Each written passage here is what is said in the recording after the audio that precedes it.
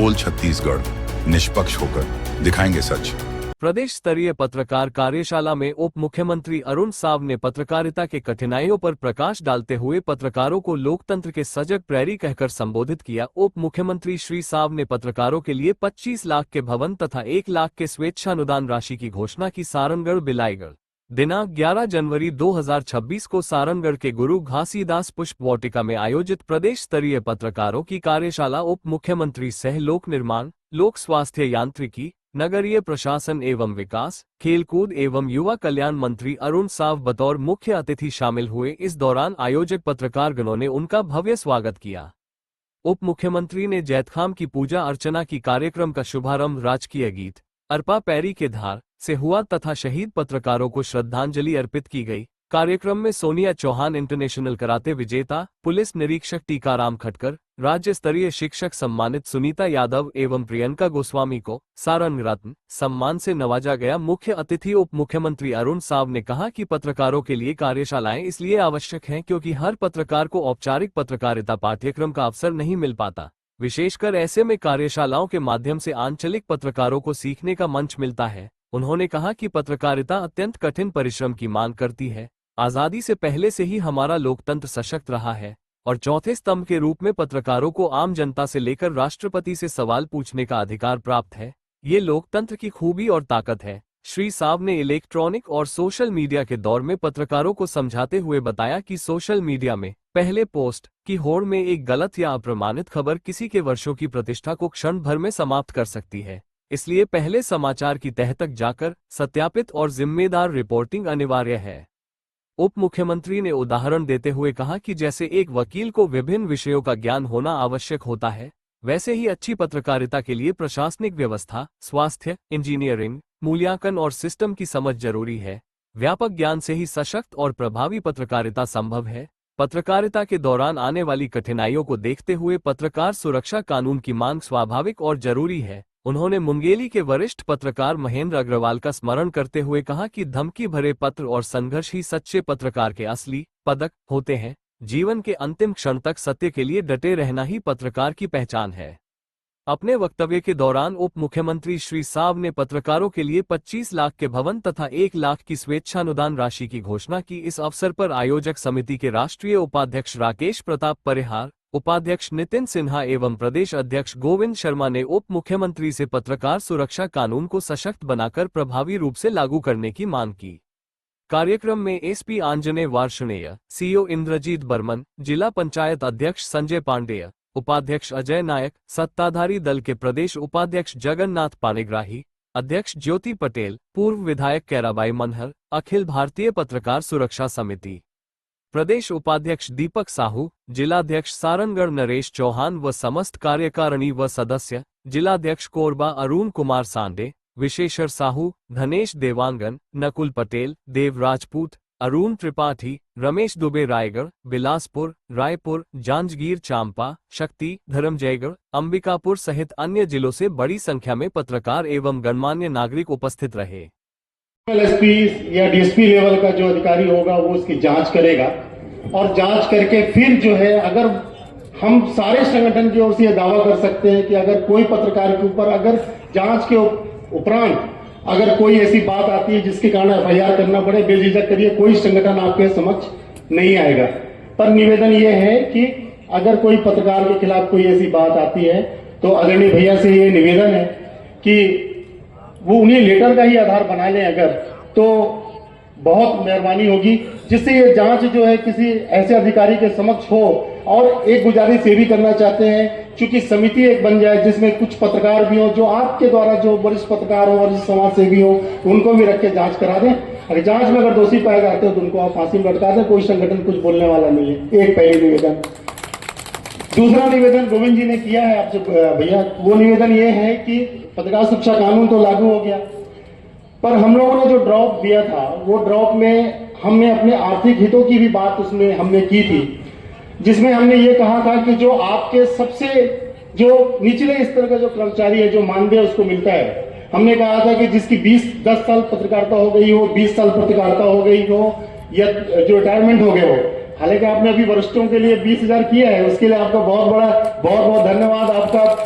लेकिन वो इतने कम है जो आपने सिर्फ अधिमान्य लोगों के लिए बात कही है कि जो सिर्फ अधिमान्य होगा उनको ही ये बात मिलेगी। लेकिन आप भी जानते हैं कि 80% पत्रकार वो है जो बिना सैलरी के काम करता है, ले दे के अपनी जीविका चलाता है, ले दे के अपना अखबार छापता है, साप्ताहिक हो दैनिक हो, ले दे के अपनी सारी बातें करता है। तो भैया आपसे निवेदन है कि अगर ये बात आप अगर आर्थिक पहलुओं को ध्यान रख के करें तो बहुत मेहरबानी होगी। उसी में एड ऑन करता हूं कि जो पत्रकार कल्याण निधि की जो हम लोग बात कर रहे हैं उसी के अंतर्गत आएगा।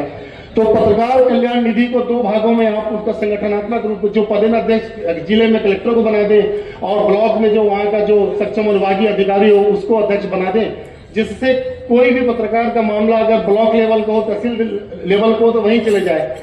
क्योंकि हम जानते हैं लोकतंत्र में चीजों को जितना विकेंद्रीकरण करेंगे उतना ही आसान होता है सारी चीजों के लिए। क्योंकि अभी सब कुछ में हमको मुख्यमंत्री तक जाना पड़ता है छोटी बड़ी चीजों के लिए, अपनी मांग के लिए। तो आपसे निवेदन है कि ये पत्रकार शिक्षा कानून में आप जरूर इसे एड ऑन करेंगे। बस ये छोटी छोटी गुजारिश है भैया। और मैं जानता हूं चूंकि आप वकील रहे हैं, वकील भी अपने हकों के लिए लड़ रहे थे और वो भी अपने पत्रकार सुरक्षा कानून अपनी सुरक्षा कानून के लिए लोग अपनी बात कर रहे थे। तो हमारी इस भावनाओं से आप निश्चित तौर पे अवगत होंगे। डॉक्टरों को सरकार पत्रकारिता इतना आसान नहीं है। बहुत लोगों को पत्रकारिता की कठिनाई का ध्यान नहीं होता है।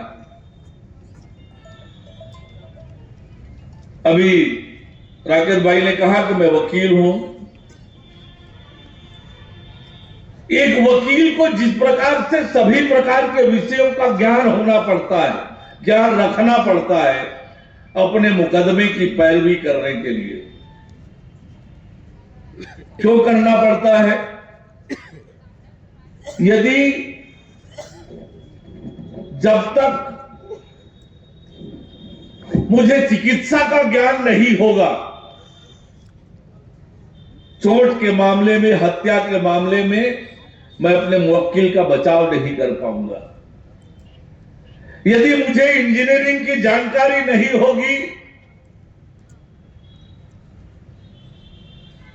तो बहुत से कॉन्ट्रैक्ट के मामले होते हैं, ऐसे मामलों की मैं जिरह नहीं कर पाऊंगा। सभी को प्रणाम करता हूं, आप सबका अभिनंदन और स्वागत करता हूं। मेरा सौभाग्य है कि आप सब लोगों के बीच मुझे आने का अवसर मिला है। पत्रकारों के लिए कार्यशाला का आयोजन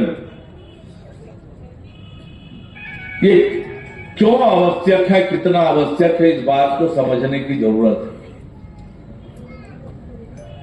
पत्रकारिता बहुत सहज और आसान काम नहीं है कि चलते फिरते कुछ भी लिख दिया, घर में बैठकर कुछ भी लिख दिया। ये इतना आसान काम नहीं है। बहुत कठिन परिश्रम और कठिन काम है पत्रकारिता का। आज जो मैं पहले ये होड़ लगी हुई है, इस होड़ में कई बार हम देखते हैं कि अनवेरिफाइड फैक्ट्स के न्यूज भी चल जाते हैं और उस न्यूज से पता नहीं किसका कैरियर चौपट हो जाए, किसका जीना मुश्किल हो जाए, क्या तथ्य गलत चला जाए। ये सावधानी बरतने की जरूरत है। बिना तथ्यों का धरातल जाने बिना बिल्कुल अंधी दौड़ में, अंधी कंपटीशन में मत निकलिए। ये न केवल आपके अच्छे पत्रकार होने के लिए बल्कि लोकतंत्र के चौथे स्तंभ के नाते भी ये सावधानी आवश्यक है। पता नहीं छोटे से आपके एक समाचार के लिए किसको क्या बड़ा नुकसान उठाना पड़ जाए। उसकी कल्पना कभी कर देखिए कि एक छोटा सा न्यूज किसी के लिए चला जाए, बिना तथ्यों का परीक्षण किए बिना। मैं पहले के भाव से मत करिए, तथ्यों की जांच पड़ताल करने के बाद ही आप समाचार के लिए आगे बढ़ें। तेजी से पत्रकारिता जगत में भी तेजी से बदलाव आया है। विशेषकर कोरोना काल के बाद प्रिंट मीडिया चलाना बहुत कठिन हुआ है।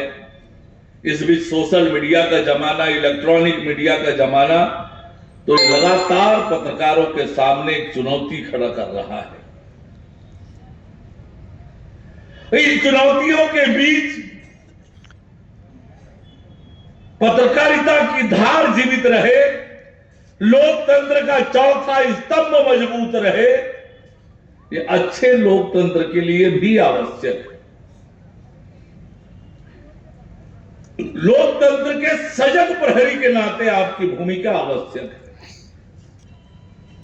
मैं आपकी कठिनाई, आपकी चुनौतियों के बारे में बखूबी समझ सकता हूं, और इसलिए जब मैं पत्रकारों के बीच जाता हूं, इरशाद भाई जानते हैं मैं लगातार पत्रकारों के बीच रहना पसंद करता हूं। बहुत से अच्छे प्रकार के फीडबैक, अच्छी जानकारी, ये सब भी आपके माध्यम से मिलता है, वो लाभकारी भी होता है।